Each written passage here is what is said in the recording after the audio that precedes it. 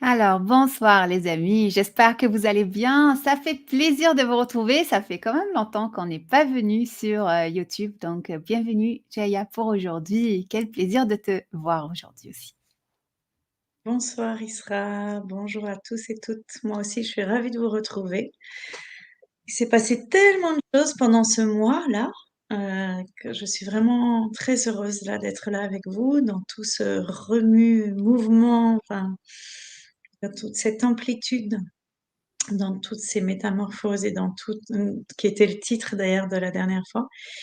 Et, et ce qui est super, c'est que nous avions prévu cette date au hasard. Et il s'avère que ce soir, c'est soir de pleine lune et que c'est jour de Vesak et que le thème, c'est la spiritualité. Et je me dis, mais Mhm. j'adore nos intuitions, j'adore cet appel du cœur qui nous guide. Justement, pour moi, c'est ça, la spiritualité. Mais bon, on va continuer quand même pendant 1 heure l'émission. Et il y a vraiment quelque chose de beau dans toutes ces synchronicités parce qu'on n'a pas regardé ensemble l'agenda en disant, bon, alors on choisit cette date parce que il va se passer ça et ça à l'échelle planétaire, à l'échelle cosmique. Et en fait, voilà ce qui arrive. On se retrouve ce soir. Donc, je suis très touchée. Moi, le mois de mai est un mois très important aussi dans ma culture mariale. Donc, je suis très touchée de te retrouver ce soir et de vous retrouver tous pour parler ensemble de ce thème qui nous tient à cœur. C'est drôle parce que tu sais, quand on a commencé notre rencontre aujourd'hui, je t'avais dit, ah, c'est comme si je suis à l'aéroport, tu sais, je viens d'atterrir. Et je sens qu'avec notre thématique aujourd'hui, c'est un peu cette impression. On est entre deux endroits, on est entre deux pôles. Le pôle où on était, par exemple, je parle de plusieurs personnes, on était intéressés partout, on est ouvert, on a ce côté d'enthousiasme, d'espoir. Et là, il y a une désillusion. Une, euh, le miroir se fracasse, se casse. Ce qu'on croyait être ne l'est pas. Euh, les personnes qu'on connaissait euh, tombent du piédestal ou du royaume ou de, de, de la chaise royale qu'on leur a attribuée. Euh, Il y a quelque chose qui se fracasse, qui se sépare. C'est là où on amène ce sujet-là de désenchantement par rapport au domaine de la spiritualité. Et aussi, où est-ce qu'on va? Où est-ce qu'on va après cette explosion, ce fracas? Euh, je vois deux chemins. Le chemin de retour vers ce qu'on était. Donc, on reste dans la désillusion, dans ah, ça ne marche pas, c'est pas là les solutions, c'est toutes des mensonges, etc., etc., tout ce qu'on entend.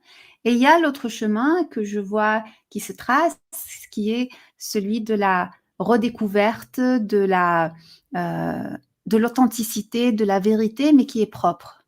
Pas celle qui est externalisée, qui est euh, projetée sur l'extérieur. Donc voilà avec quoi je viens aujourd'hui par rapport à cette thématique. Superbe. Bien justement, je me suis dit, mais avant de parler de spiritualité, de désenchantement, d'abord, qu'est-ce que c'est pour moi la spiritualité? Qu'est-ce que c'est pour toi? Qu'est-ce que c'est pour nous tous? Et en fait, pour moi, la spiritualité, c'est quelque chose de très intérieur, de très personnel. C'est une quête de sens.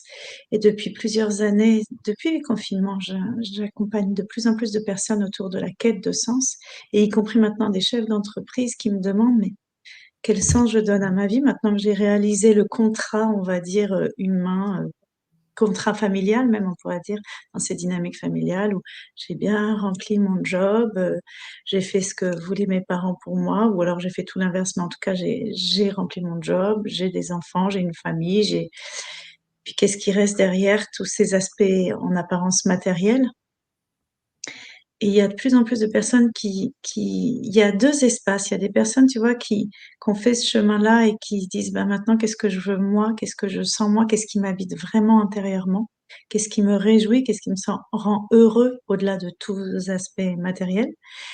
Et puis, il y a des personnes qui se sont lancées à corps perdu pendant des années, en plus avec les réseaux sociaux, c'est ce que tu abordes, je pense, une quête existentielle de spiritualité. On voit sur les photos de Facebook des gens avec des tambours. Partout, tout le monde a un tambour, c'est tendance.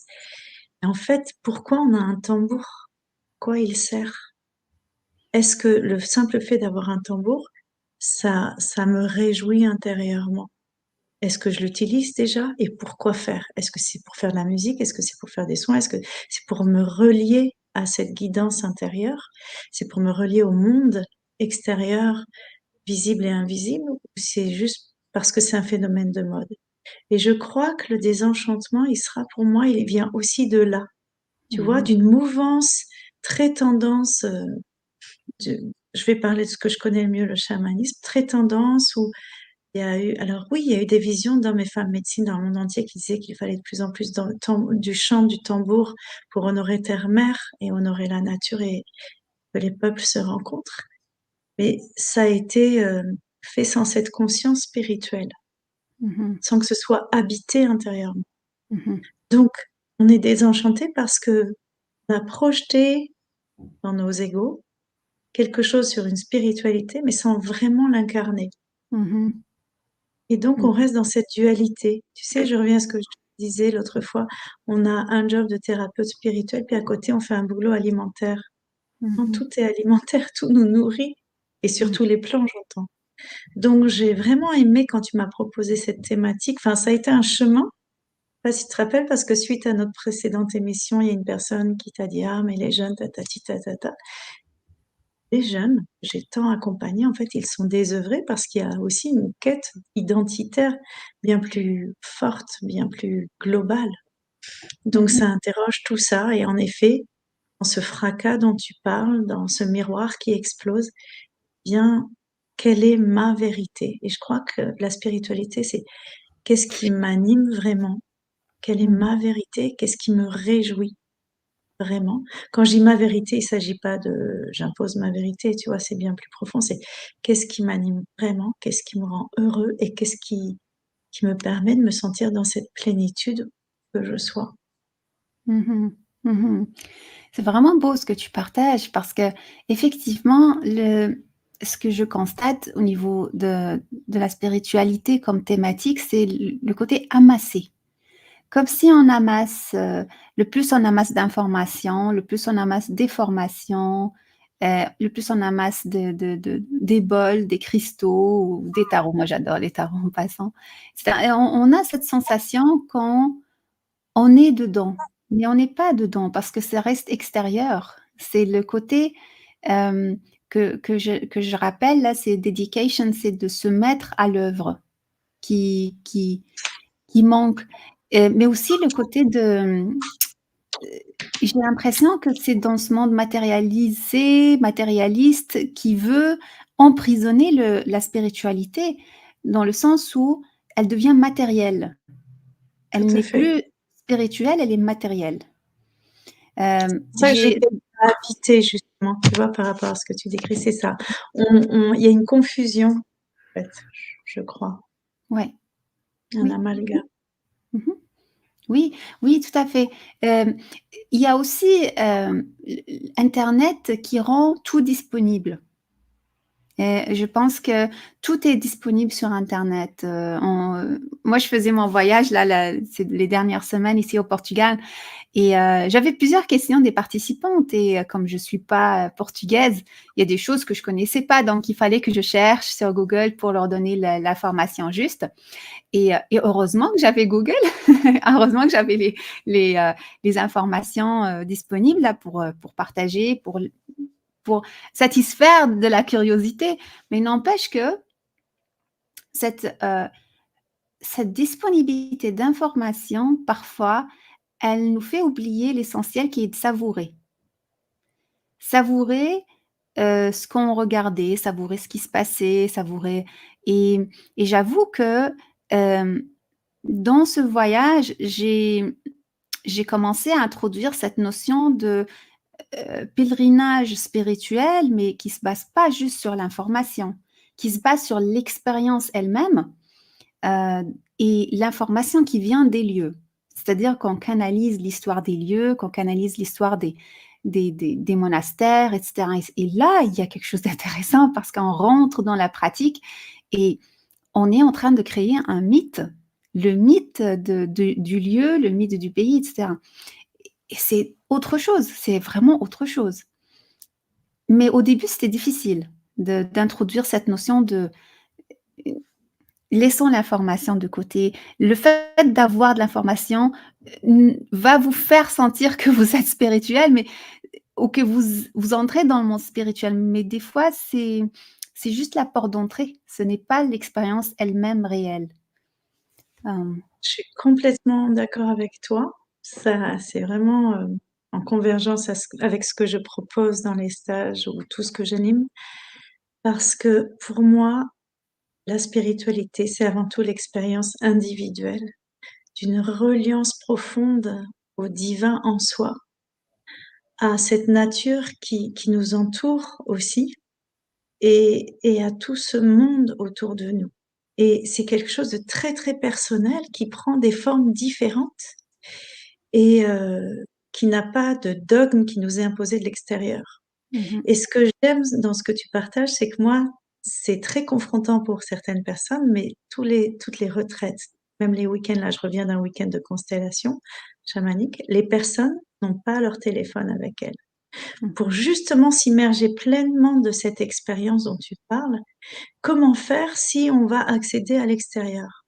On a besoin d'informations cognitives, de remplir en effet une besace de savoir pour pouvoir le redistribuer plus tard, ou la peur de ne pas se rappeler, alors on écrit ce qu'on est en train de vivre, et ça laisse plus de place à l'expérience. Tu vois, on est dans quelque chose de très cortical et on n'est plus dans la connexion à nos émotions, dans la connexion à nos instincts. Et ce que tu décris, c'est exactement ça. Donc moi, je le dis, quand les personnes viennent en stage avec moi, même en long voyage, tu vois, eh bien, on se déconnecte de tout ce qui est hyper connecté à l'extérieur, c'est-à-dire les réseaux sociaux, les montres aussi, parce que maintenant les montres sont connectées. J'imaginais pas un jour que les montres servent à autre chose que, que donner l'heure, dans ma grande naïveté technologique en tout cas. Et, et en fait, comment vivre l'expérience si on est là à venir recenser des tonnes et des tonnes d'infos? Alors voilà, il y a un être spirituel avec nous là qui vient se frotter, c'est Tundra. Elle a envie de participer à l'émission. Et c'est comment, en fait, pour moi, comment j'incarne au quotidien cette spiritualité. Mhm. Comment Mhm. je me laisse traverser par les mythes, par les mythologies, par l'expérience. Et c'est tellement riche ensuite.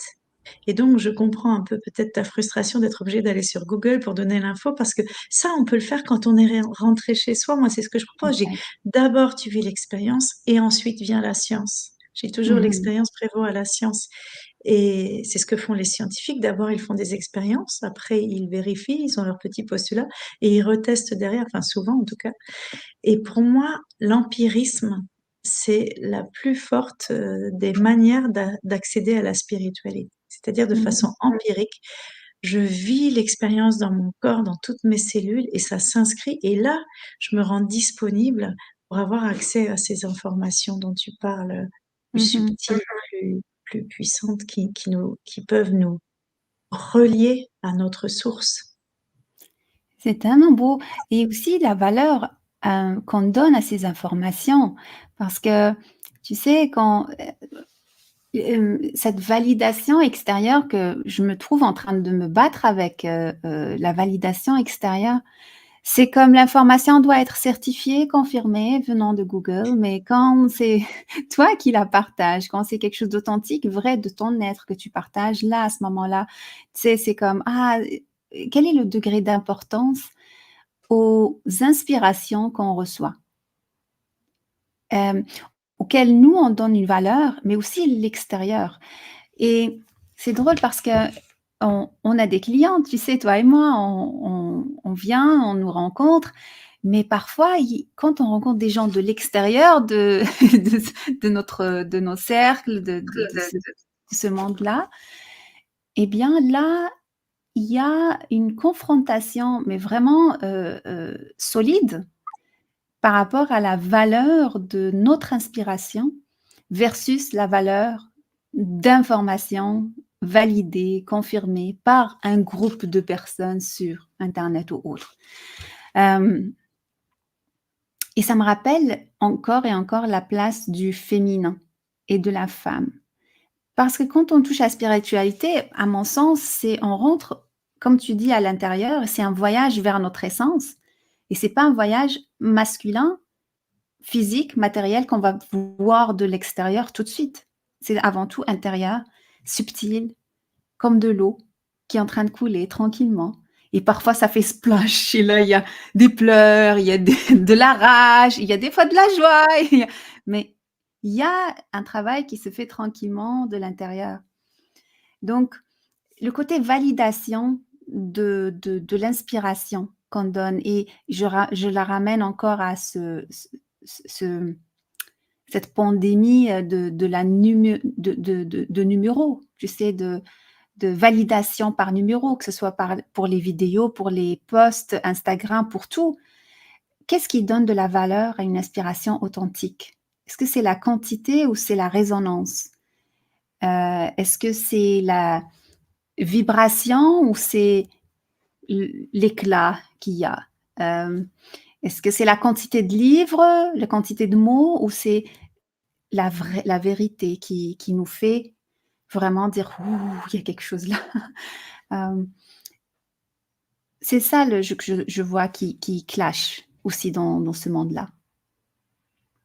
Complètement. Alors moi, je veux juste faire une petite nuance. Moi, je parle pas de clients. Je comprends que tu parles de clients, mais moi, je parle de participants à mes stages. Tu vois, c'est un autre mot. Pour moi, c'est important.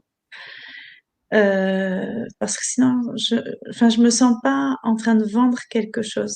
Tu vois, je suis dans le partage. Et comme tu le fais très bien, c'est juste un mot qui est important pour moi à Mmh. signifier. Et je suis complètement d'accord avec toi de cet excès de visibilité sur les réseaux et comment ça marche, pourquoi certaines personnes sont hyper connues et quand on les écoute, mais moi, des fois, ça me paraît fade. Et il y a des personnes, ce sont des pépites et qui ne sont pas connues, qui sont dans leur coin. Et je me dis, ben, moi, ces personnes-là qui marchent leur chemin, qui parlent avec leur cœur, qui ont une expertise, qui savent de quoi ils parlent et qui font pas du blabla, qui posent pas, genre je me recoiffe, je sais pas quoi, enfin tu vois, qui ne posent pas dans des postures qu'on attendrait de notre société actuelle, sur Instagram ou d'autres. Eh bien, je trouve ça dommage en fait, parce que c'est une société de l'image. On va raconter ce qu'on a mangé ce matin et on va interviewer telle personne parce que cette personne-là a tel réseau et donc elle va être plus connue. Donc c'est un intérêt, c'est pas nécessairement une amie, mais on fait semblant d'être une. Mmh. Et il s'est passé quelque chose un jour, c'était un festival. Il y a une femme qui arrive. Oh là là, oh ma chère amie et tout ça. C'est un festival du féminin. Oh, je suis tellement heureuse, ça fait une éternité. Au fait, redis-moi ton prénom. Tu vois comme c'est risible. Eh bien, pour moi, il y a des fakes et du C'est profond. vrai. Et, Mmh. et moi, je me dis, je suis moins connue que beaucoup. Et j'ai pas de problème avec ça parce que je dis, les personnes qui viennent à moi, elles voient que je suis dans l'authenticité, Mmh. avec mes failles autant que mes ressources. Et pour moi, c'est ça qui est essentiel. Je suis pas juste une image spirituelle. Mmh. J'habite ma spiritualité au quotidien. Mmh. Je fais le choix de la vivre au quotidien. Et je fais de mon mieux pour cela, en tout cas. Parce que c'est quelque chose qui est très personnel, qui est très intime, et que je transmets ensuite pour que chacun, dans son autonomie, et pour moi, c'est ça aussi, la nuance importante entre spiritualité et religion, parce qu'on n'en a pas parlé encore, mais c'est qu'il n'y a pas un dogme particulier, il y Mmh. a une façon de l'habiter très personnelle. Mmh. Mmh. Mmh. Mmh.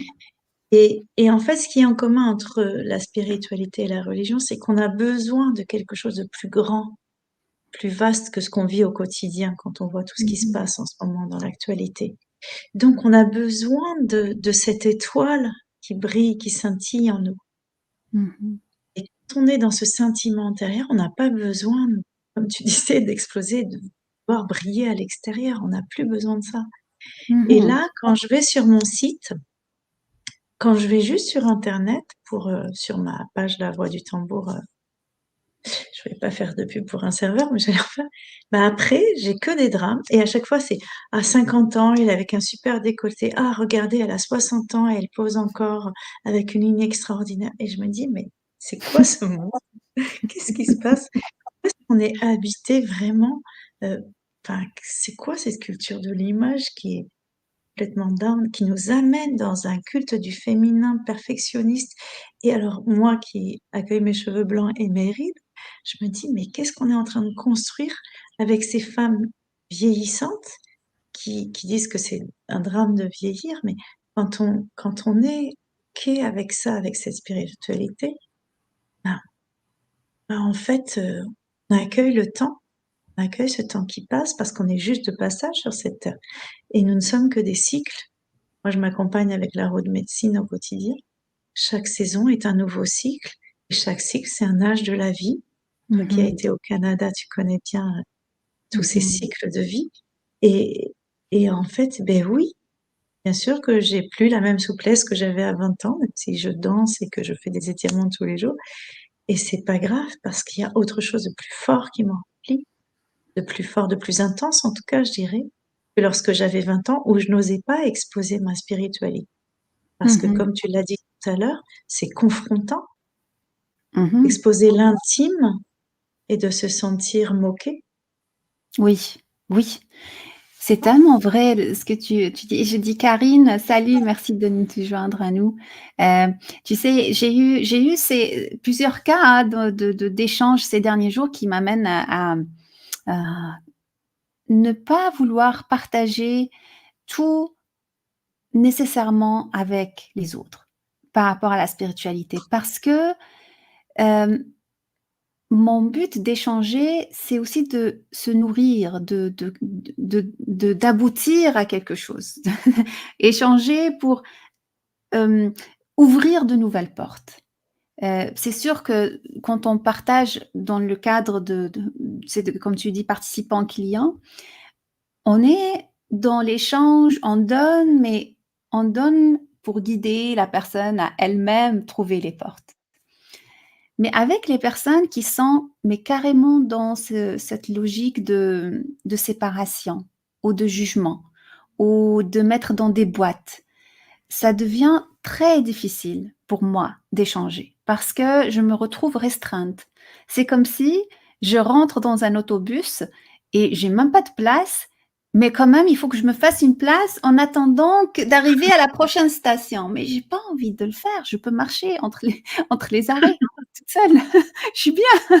J'ai pas envie de froisser mes vêtements, mon sac à dos, tout pour que je puisse fitter dans l'autobus parce qu'il faut prendre l'autobus. Mmh. Et c'est un peu la même chose pour les amitiés qu'on peut avoir, pour les amours qu'on peut avoir, pour la famille, pour plein de rencontres où euh, la rivière ne coule pas.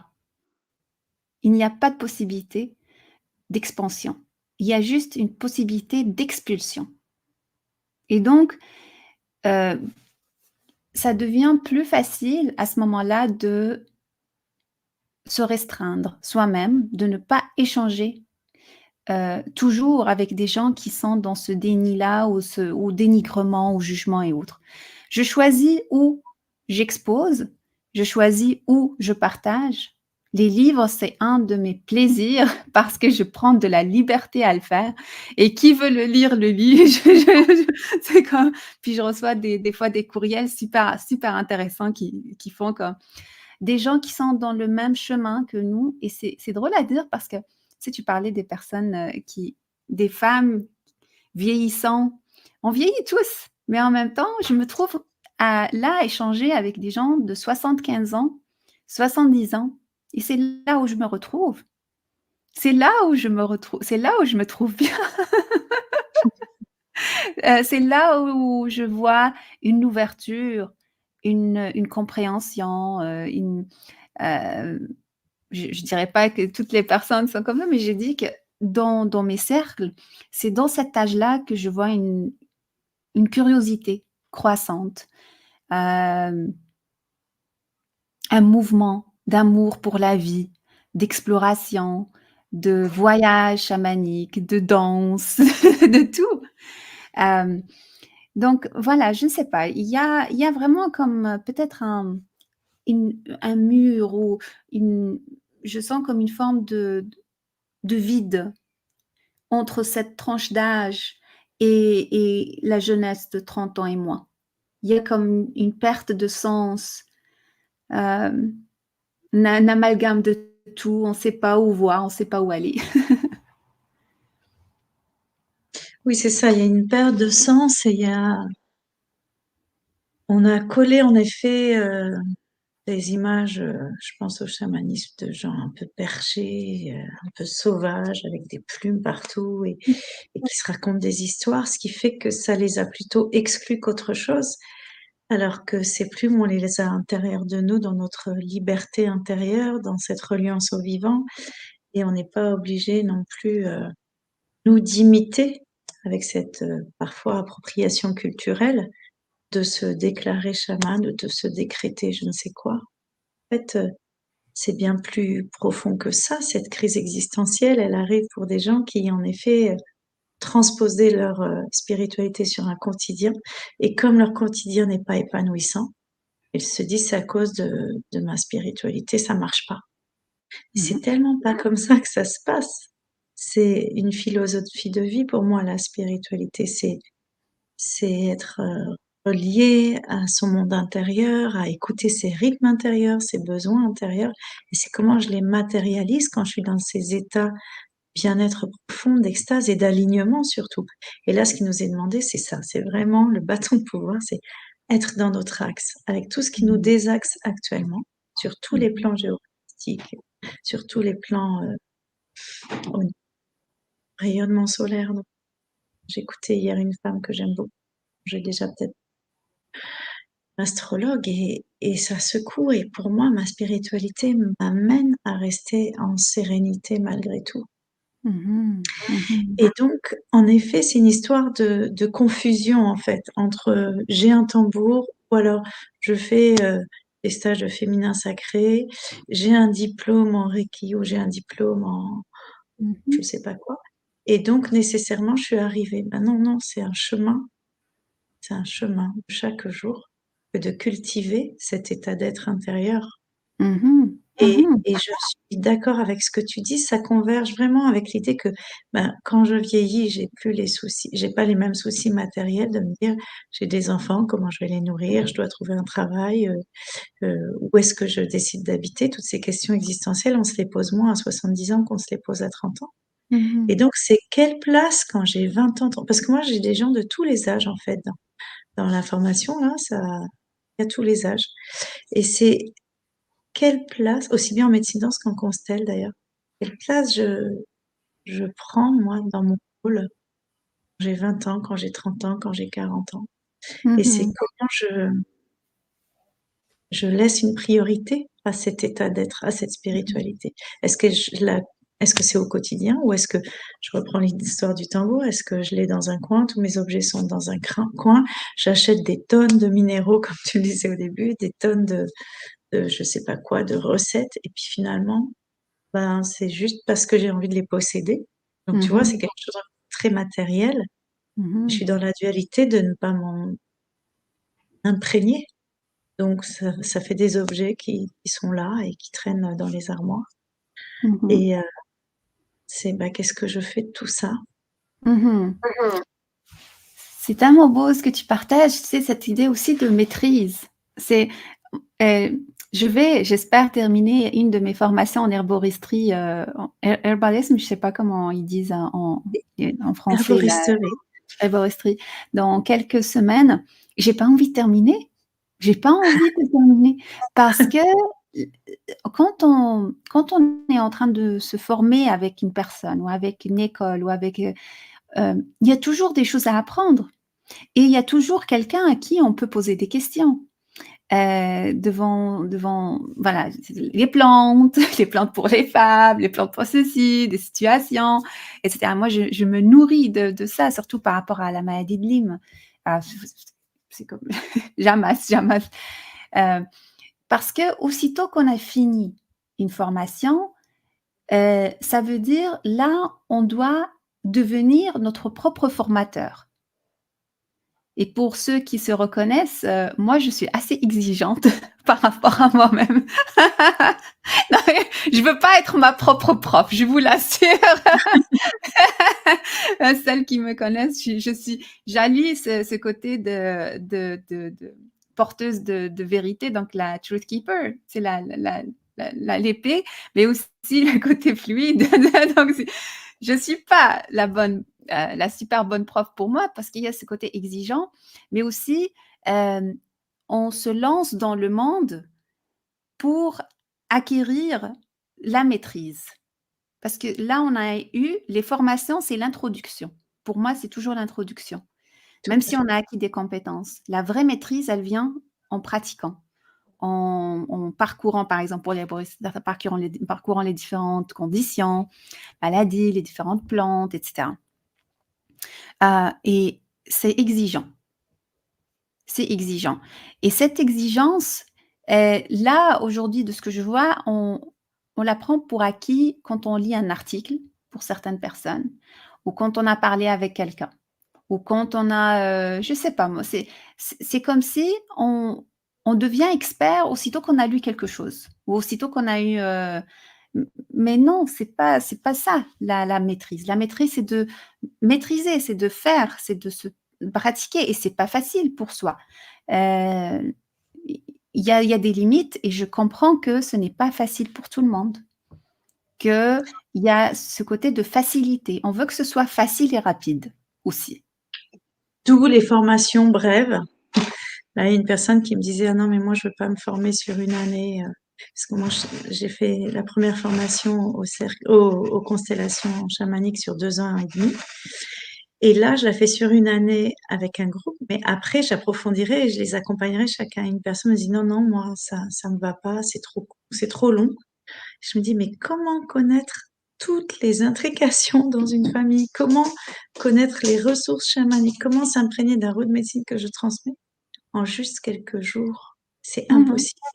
Et ce que j'aime, c'est que dans ce groupe-là, il y a 3 personnes qui ont déjà été, 2 que j'ai initiées et une autre qui s'est initiée aux constelles classiques, on va dire familiales, et qui reviennent pour approfondir et qui continuent à apprendre sur eux, sur leur façon de faire, même s'ils se débrouillent déjà bien. C'est l'étude d'une vie, en fait, la Mmh. pratique.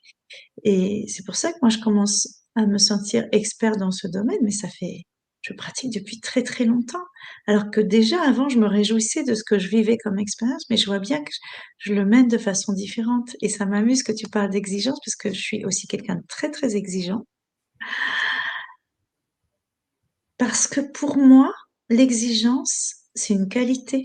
C'est un gage de qualité. Mmh. Et quand tu parles de ça, ça me fait penser à toutes ces personnes qui ont lu un article et qui tout de suite vont poster des choses dont ils n'ont pas la maîtrise, dont ils ne comprennent pas le sens profond. Et Mmh. donc, au Mmh. contraire, c'est une qualité d'être exigeant, à mon sens, Mmh. et sur le contenu et sur la façon d'être dans la relation à l'autre. Et moi, je grandis chaque jour. Là, j'ai dîné avec une amie qui m'a partagé quelque chose qui l'avait blessée pendant un voyage qu'on a fait ensemble. Et je l'ai remerciée. J'ai dit: «Mais si tu me l'avais pas dit, comment moi je grandis?» Mmh. Après, ça lui a fait travailler son histoire, voilà, c'était superbe.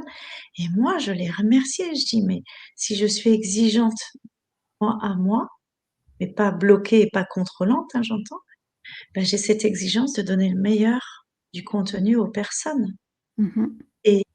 Et c'est pour moi, c'est au contraire une qualité dans la transmission d'être exigeant, tu Oui, vois?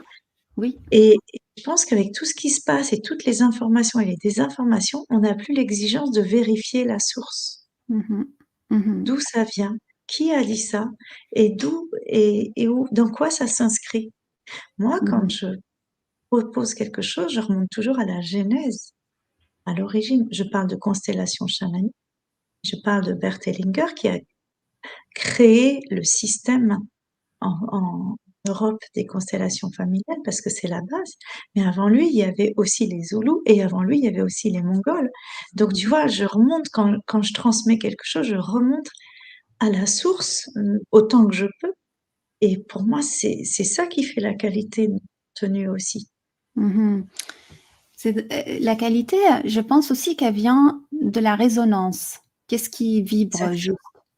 Exactement, Tu sais qu'est-ce qui m'est arrivé il y a une semaine? J'avais eu, une rencontre avec une personne et on a partagé certaines informations et après cette personne-là, elle est connue sur YouTube, elle a fait une vidéo en partageant mes informations sans vraiment citer la source. Là, j'ai eu un petit c'est comme qu'est-ce que c'est quoi ça là? Mais le fait qu'elle ait partagé cette information, c'était dénudé de l'essence que j'avais mise. bien sûr, C'est comme partager des mots, mais l'essence, il est pas dedans et ça m'a vraiment boostée parce que je me suis dit: «C'est un message pour moi que c'est le moment que je partage cette information qui me vient». tout à fait. Que j'ai jamais osé partager. Je prépare un livre juste pour ces informations-là et ces choses, et j'ai jamais osé les afficher ou en parler, vib ouvertement. Mais c'est à travers une autre personne que c'est venu.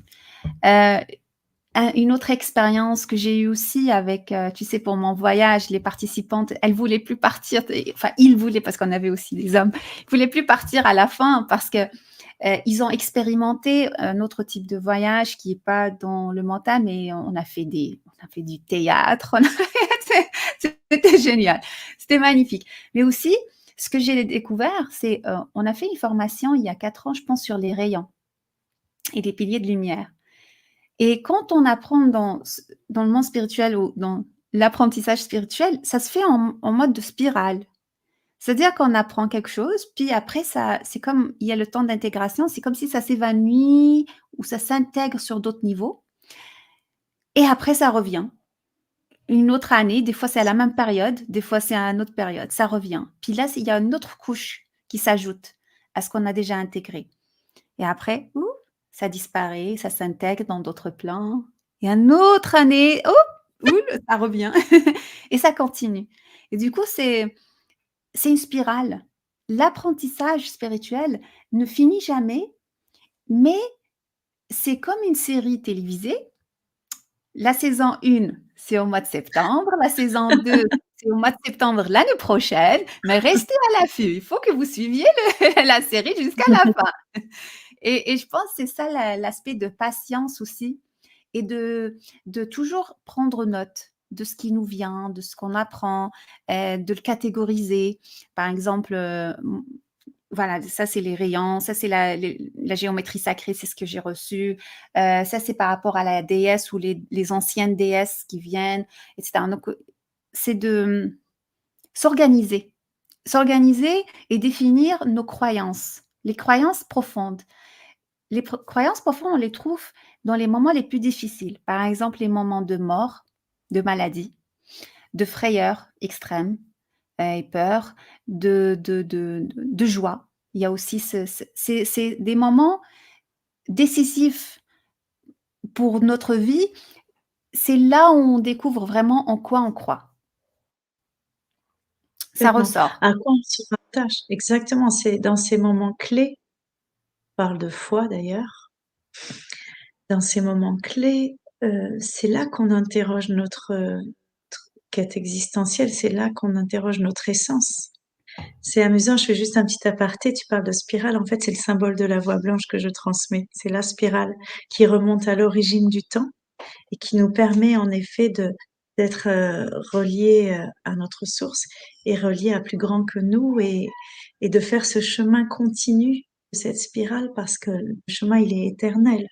Même si nous ne sommes pas éternels dans notre enveloppe corporelle, ce chemin, il est éternel et il se revit. On est des choses sur le plan cognitif dont tu parles et on a aussi des mécanismes en spirale qui se rejouent à des moments clés de nos vies, des choses que l'univers nous propose, des événements, des expériences pour dire: «J'en suis où là, en fait, j'ai réglé ça ou pas?»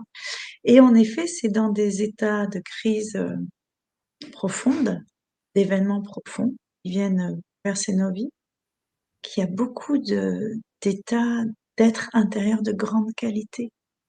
De ce temps du yin dont tu parlais pour nous rendre disponibles à cet état d'être, c'est souvent suite à un choc. Et est-ce qu'on est obligé d'avoir un choc fort dans notre vie, une expérience forte, chose qui nous déstabilise puissamment, j'allais dire, tu l'as dit, qui nous fracasse, c'est pas un mot qui, mais en tout cas fracassant au sens de, ben, Mmh. le miroir, il se casse et on Mmh. peut plus être dans le masque et Mmh. dans ce que je montre avoir à la société, la personnalité, mais bien dans la persona, qu'est-ce que je suis là à l'intérieur, et ça y participe. Mais est-ce qu'on est obligé d'avoir des accidents de la vie, on les nomme parfois, pour toucher cette qualité-là? On est dedans. Je pense qu'on vit une crise énorme, en ce moment de manière globale et humanitaire. La Terre, elle vit en crise et crise, c'est une opportunité de c'est un saut, c'est un grand changement. Donc c'est vraiment le moment, heu, c'est peut-être pas, la mort, c'est peut-être pas c'est une crise, nécessairement physique pour plusieurs, pour certains beaucoup, parce qu'il y a beaucoup de personnes avec qui je travaille qui ont une répercussion physique de ce changement-là, de cette Bien crise-là sûr, sur leur corps physique. Et donc, c'est le moment, je pense que ce désenchantement, il fait partie du processus de deuil, de ce qui a été avant. Euh, Avec le désenchantement, il y a la colère. Et donc, le deuil, c'est les étapes qu'on a. La colère, la tristesse, toutes ces émotions sont là présentes. Mais après, il faut aller à l'étape prochaine. Qu'est-ce qu'on fait après? Et ça rejoint ce qu'on dit depuis le début dans nos émissions, ça rejoint quoi? Du chaos vient la créativité. Et Mhm, là, dans ce dans ce chaos, euh, qu'est-ce qui peut nous maintenir, je dis bien maintenir, en termes d'espoir? Parce que le chaos, il fait toucher le désespoir, et c'est ce qui se passe pour beaucoup de personnes. mhm, Et c'est dans cette crise existentielle profonde, c'est qu'est-ce qui nous relie? En ce jour mhm, du Vésac, justement, je vais pas mhm, faire l'apologie du bouddhisme, mais quand même, le bouddhisme, il appelle à la paix intérieure, il appelle entre tous les peuples, comme d'autres spiritualités d'ailleurs. Moi, mhm, je suis plus connectée à quelque chose de plus paganiste, on va dire. Pour autant, je me reconnais dans le bouddhisme. Quand je suis mhm, avec des bouddhistes, je m'aperçois que la voie blanche, elle est très proche du bouddhisme, qu'elle est très proche du tantra blanc. Je suis allée au Népal il y a un an, c'est le message que j'ai eu aussi. mhm, Donc, en fait, ce sont juste des formes qui diffèrent.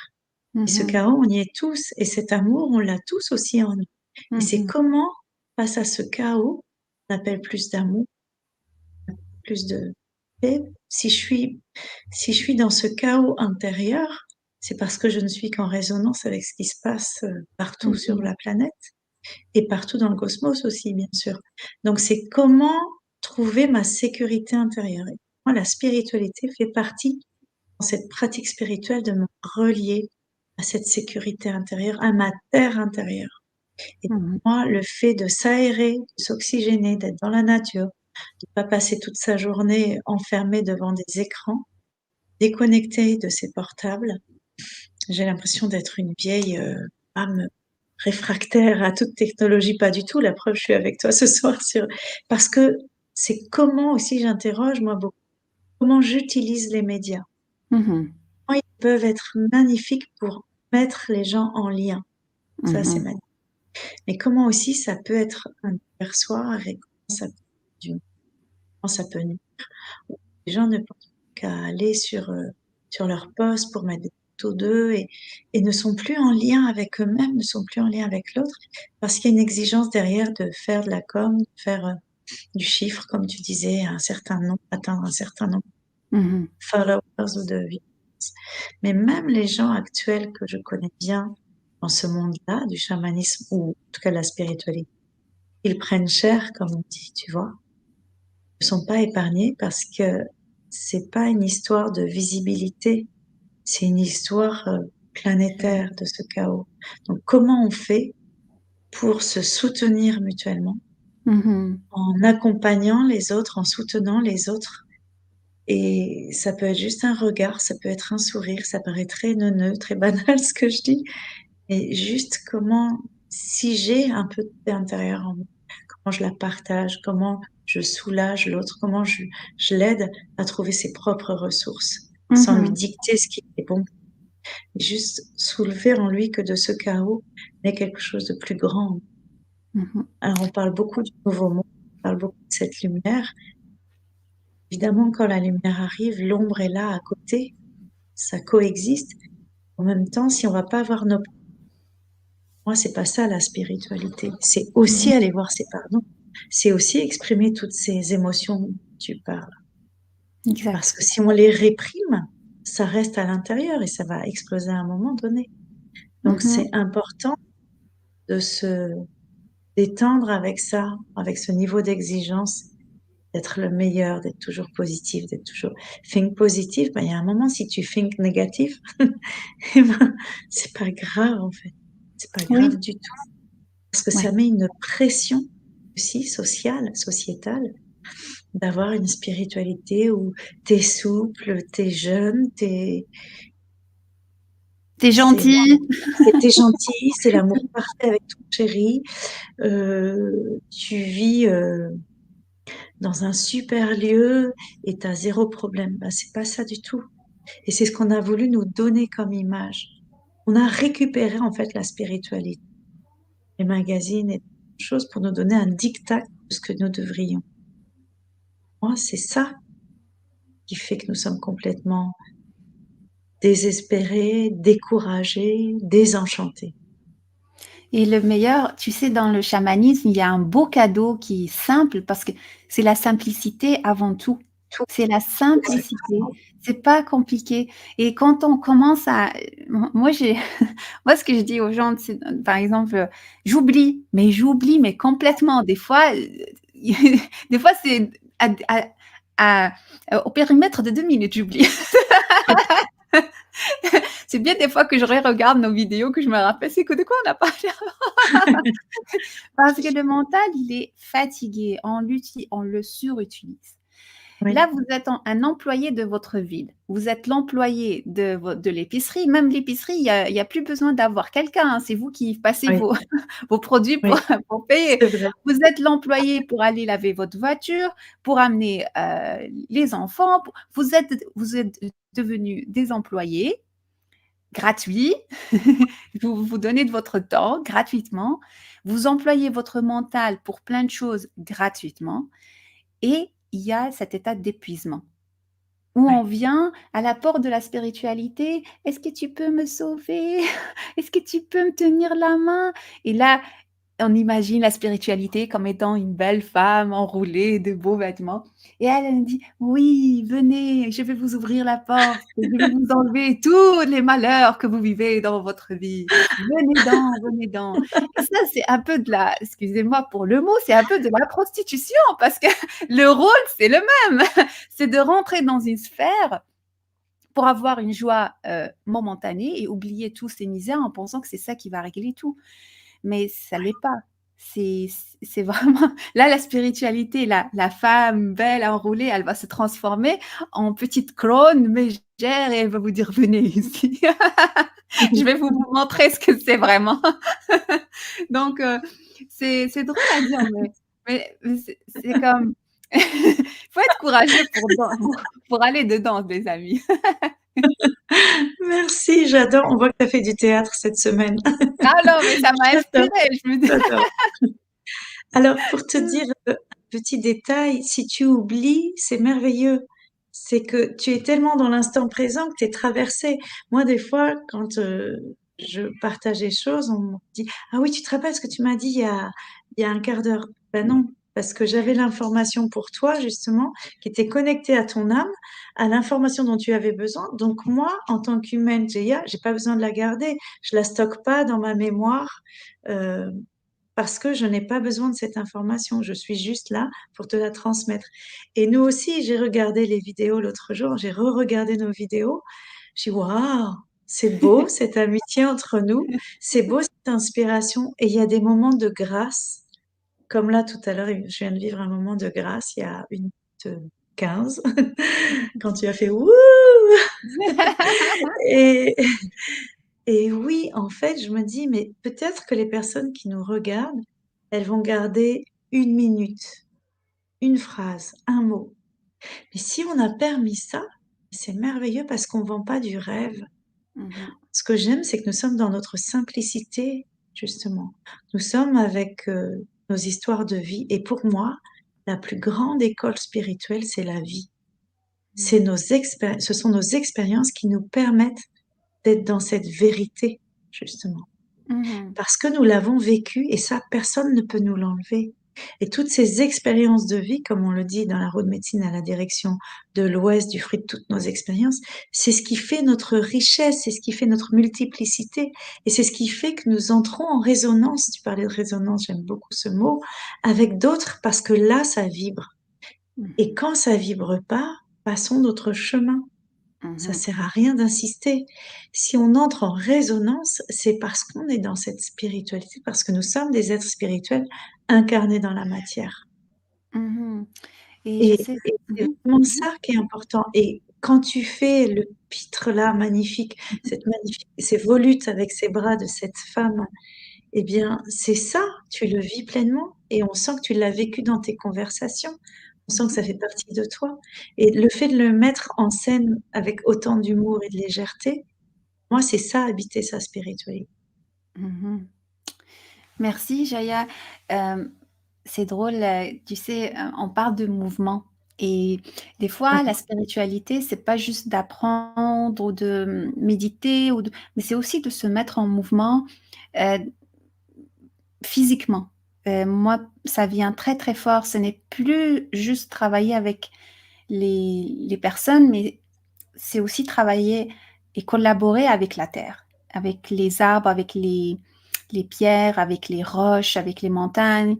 Et j'entends leur appel et je le suis. Je le suis. Et des fois, ils me disent, OK, non, c'est pas maintenant par là, il faut que tu ailles par là-bas. Donc, c'est se mettre en mouvement pour le bien de tout, du tout, euh, en ayant confiance parce que on cherche tout le temps des références extérieures. Est-ce qu'il ouais, y a quelqu'un qui fait ça?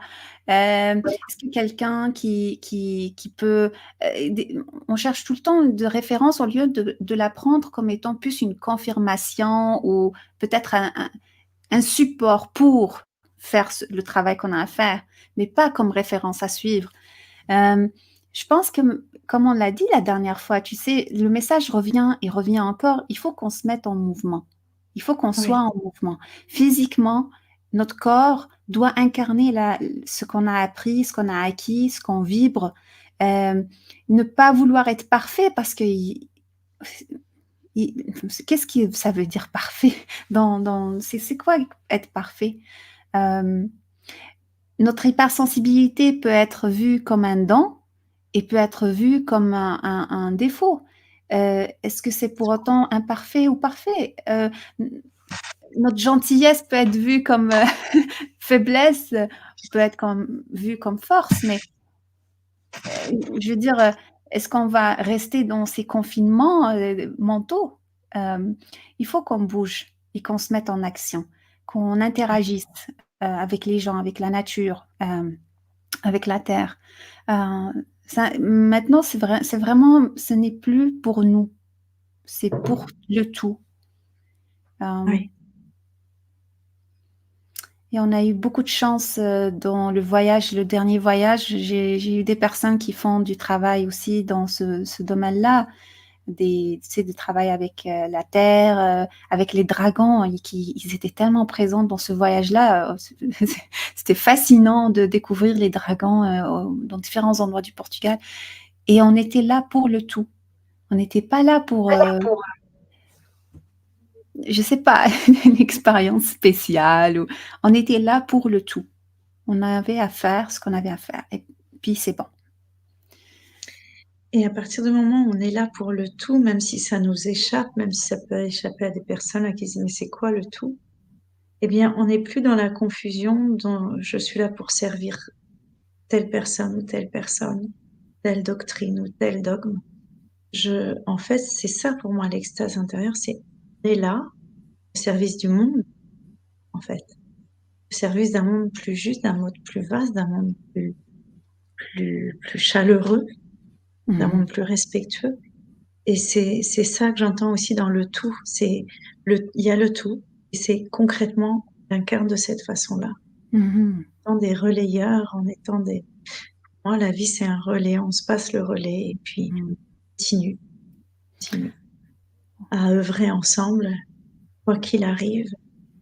Et justement, ces expériences individuelles nourrissent le tout. Mhm. Je crois que ça part d'abord de ça parce qu'on a eu la peut-être l'erreur de se dire que bon bah si on est spirituel, si on se relie à nos guides, c'est bon. Et si nous on n'a pas fait le job de notre côté, ça, excusez-moi, j'ajuste en même temps parce qu'il y a Tundra qui veut absolument dans sa dimension du tout paraître là et qui a besoin de câlin, donc je nourris son besoin de câlin et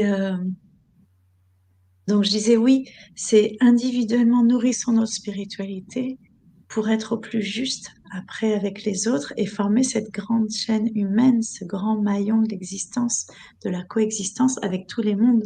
Donc animal, humain, végétal, minéral, tous les mondes en fait, visibles et invisibles, parce que c'est ce qui fait la force de nos incarnations. Mhm.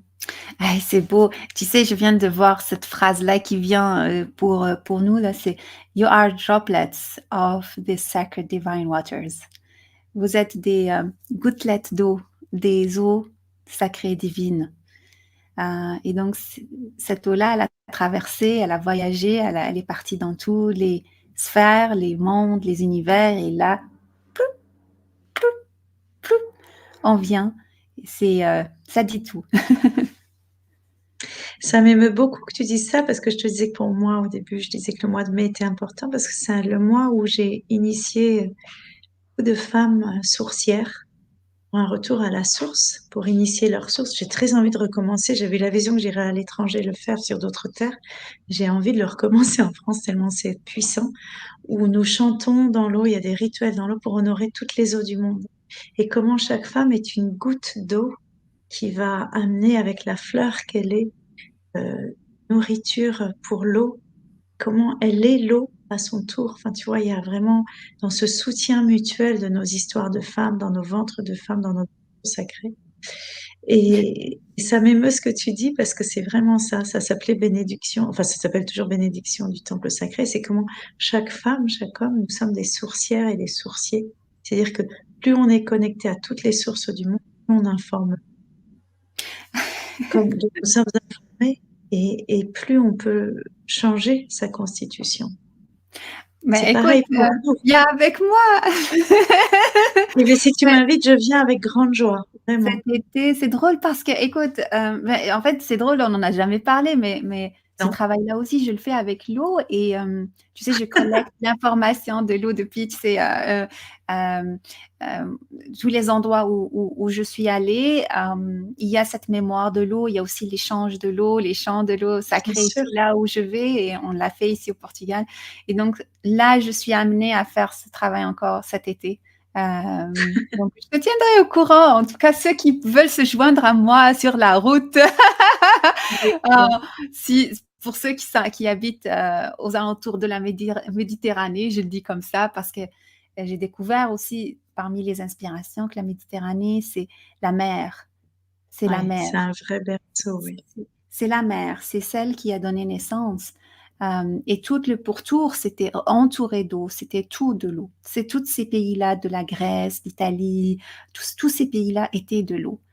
Et donc, c'est la présence de la mer. La mer est là. Et reconnecter les rivières, reconnecter les sources d'eau, même les fontaines d'eau, les eaux des cavernes, les eaux des rivières, les eaux des lacs, tu sais, l'eau du Nil traverse avec moi, l'eau de temple d'Osiris traverse avec moi, l'eau sacrée des temples de la Turquie traverse avec moi. Ils sont tous là et je les amène, tu sais, là où je vais, il y a des droplets donc On fait la même chose et on ne se l'était pas dit. oui. Et c'est très fort. Et C'est très fort. C'est important que chaque être puisse avoir cette conscience-là, tu vois. Et c'est ça incarné dans la matière.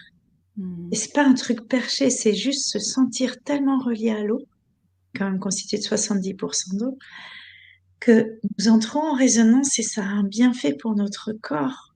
Moi, c'est Mmh. ça la spiritualité, c'est l'incarner, s'immerger dans l'eau, chanter pour l'eau, c'est chanter pour chaque être Mmh. Mmh. aussi. Mmh.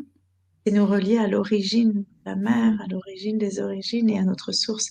Ouais. Et en effet, je dis toujours que de la moindre petite goutte jusqu'au plus vaste océan, nous sommes qu'un. Et pour moi, il est là aussi le tout, tu vois. C'est fou, hein. On va s'associer, Isra, on va C'est faire beau quelque et chose tu sais la ensemble. chanson qu'on chante là, tu sais en anglais, «We all come from the goddess and to her we shall return like a drop». Tu sais, je te l'enverrai tantôt, mais en tout cas, c'est Avec joie.